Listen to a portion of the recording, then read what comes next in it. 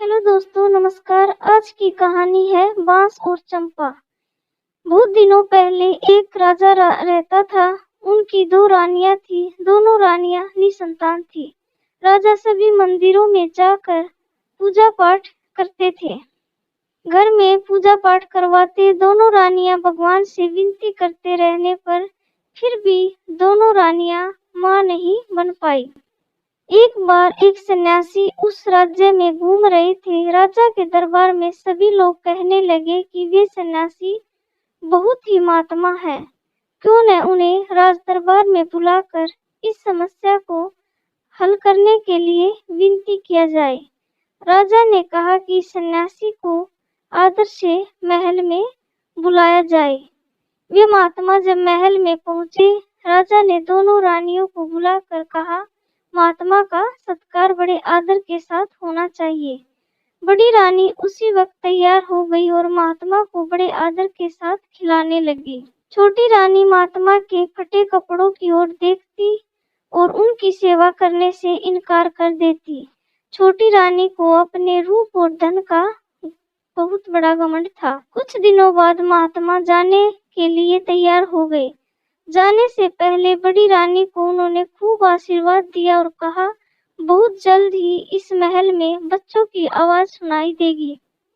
बड़ी रानी तो बहुत खुश थी और सचमुच कुछ ही दिनों के भीतर वह गर्भवती भी हो गई। यह खबर राजा के पास पहुंचते ही राजा बहुत ही खुश हो गए। प्रजा तक उसी वक्त खबर पहुंच गई कि राजा अब पिता बनने वाले हैं। पूरे राज्य में लोग खुशियां मनाने लगे। बड़ी रानी का सम्मान बहुत बढ़ गया। उनकी देखभाल करने के लिए और भी लोग रखे गए। उधर छोटी रानी के मन में बहुत ज्यादा ईर्ष्या हो रही थी। रात दिन वह ईर्ष्या से जलने लगी थी। सोच रही थी कि अभी से बड़ी रानी का इतना आदर, न जाने बच्चे पैदा होने के बाद कितना ज्यादा आदर होगा। छटपटा रही थी छोटी रानी। उसने राजमहल की दाई को बुला भेजा और उसे ढेर सारा धन देकर अपने साथ शामिल कर लिया और दोनों मिलकर इंतजार करने लगे। समय पर रानी ने दो बच्चों को जन्म दिया, एक बेटी एक बेटा। दाई ने तुरंत बच्चों को एक जापी में रखकर छोटी रानी के पास ले गई और उसके बाद बड़ी रानी के पास दो पत्थर रख दिए। बड़ी रानी ने जब पत्थरों को देखा, उसे बहुत हैरानी हुई। ये कैसे हो सकता है? उधर राजा खुशी से झूमते हुए बड़ी रानी के पास पहुंचे और जब उन्होंने देखा कि बड़ी रानी दो पत्थरों को आश्चर्य से ताक रही है, राजा वहीं रुक गए और दाई से पूछने लगे, क्या बात है? दाई ने कहा, बच्चे नहीं, पत्थर निकले हैं। राजा को बहुत गुस्सा आया। बड़ी रानी को उसी वक्त बंदी गृह में कैद कर दिया। दूसरे राजमहल में ये बात फैल गई कि बड़ी रानी ने ईंट पत्थर को जन्म दिया है। उधर छोटी रानी अपने दो चौकीदारों को बुलाकर वह जापी दे दी और उनसे कहने लगी, इस जापी में दो बच्चे हैं, दोनों को ले जाओ और मार डालो। दोनों चौकीदार जापी लेकर जंगल में गए। जापी खोलकर बच्चों को जब देखा, तब दोनों ने निश्चय किया कि बच्चों को वहीं छोड़ देंगे, भगवान बच्चों की रक्षा करेंगे। ये सोचकर वही जापी रख कर दोनों महल वापस आ गए। छोटी रानी ने जब पूछा, हो गया काम? उन्होंने कहा, हाँ, हो गया काम। इधर बड़ी रानी दिन रात पूजा पाठ में लग गई।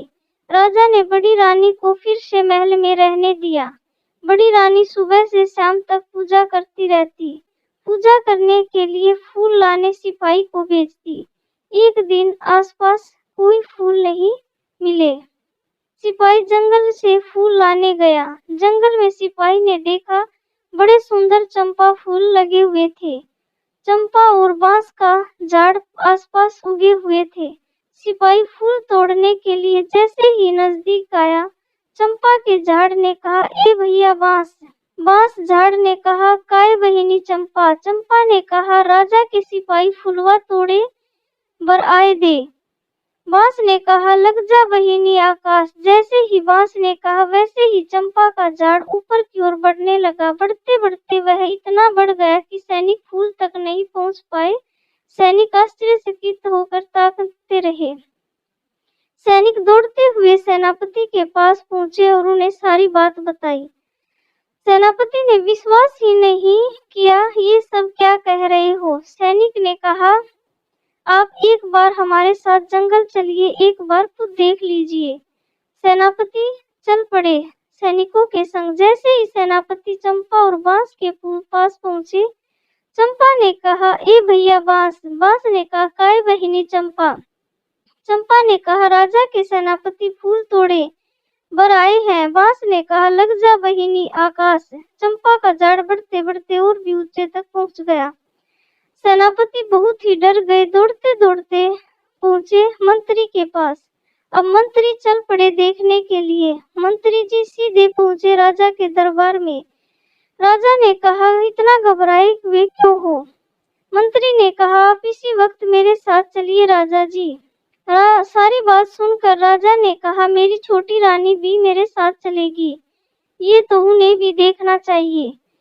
छोटी रानी को खबर देने वही दो सिपाही पहुंचे जिन्होंने उन बच्चों को वहां फेंका था। दोनों खूब डर गए थे। छोटी रानी भी डर गई थी। वे जल्दी से तैयार होकर राजा के साथ चल पड़ी। उधर बड़ी रानी फूल के लिए व्याकुल हो रही थी और सैनिकों को बुला भेजी थी, ये जानने के लिए कि अब तक फूल क्यों नहीं लाए। बड़ी रानी छोटी रानी के महल के पास से गुजर रही थी। उन्हें छोटी रानी और दो सिपाहियों की बात सुनाई दी।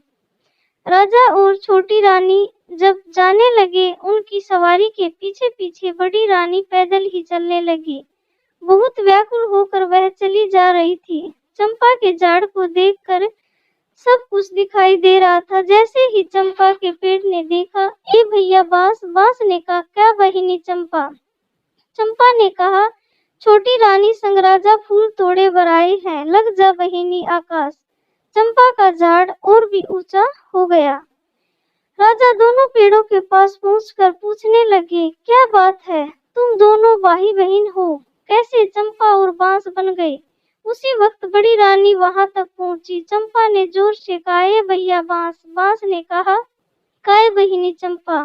चंपा ने कहा, हमर महतारी दुखियारी बड़े रानी है, फुलवा तोड़े बर आओ थे, परो बहिनी पाओ। चंपा जमीन में झुक गई और बड़ी रानी के पैरों के पास झूमने लगी। साथ साथ बांस का झाड़ भी झुककर बड़ी रानी के पैरों को छूने लगा। इसके बाद चंपा और बांस ने राजा को सारी बात बताई। राजा ने उसी वक्त छोटी रानी को बंद करने को कह दिया अंधेरी कोठरी में और बड़ी रानी से माफी मांगने लगे।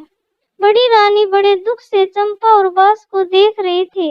ये दोनों मनुष्य कैसे बनेंगे? बड़ी रानी दोनों के करीब पहुंचकर दोनों से लिपट कर रोने लगी। जैसे ही उनके आंसुओं ने चंपा और बांस को छुआ, चंपा और बांस मनुष्य बन गए। बेटा बेटी को बड़ी रानी ने गले से लगा लिया और जाकर रथ में बैठ गई। राजा रानी दोनों बच्चों के साथ राजमहल की ओर चल पड़े। साथ में बाजा गाजा बजने लगे। पूरे देश में खुशियां फैल गई। तो दोस्तों, आपको ये डॉक्टर मनालिका ओझा की कहानी, लिखित कहानी कैसी लगी? आशा करती हूँ कि आपको कहानी पसंद आई होगी। तो प्लीज कहानी को लाइक करें। अब और एक अच्छी नई कहानी के साथ मिलेंगे। तब तक के लिए बाय बाय, टेक केयर।